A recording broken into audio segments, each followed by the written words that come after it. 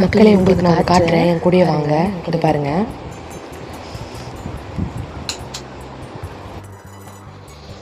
இது என்னன்னு தெரியலங்க. வாசலில் கொண்டு வந்து வச்சுட்டு போயிருந்தாங்க, யாருன்னு தெரியல, கொண்டு வந்து வச்சுட்டு போயிருக்காங்க.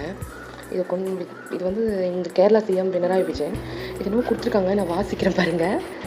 நவகேரளம் ஜனகீய சர்க்கார் ஜனங்களே കേൾക്കാൻ ജനങ്ങളിലേക്ക്. ഓക്കെ, നവകേരളം സിറ്റിസൺസ് റെസ്പോൺസ് പ്രോഗ്രാം.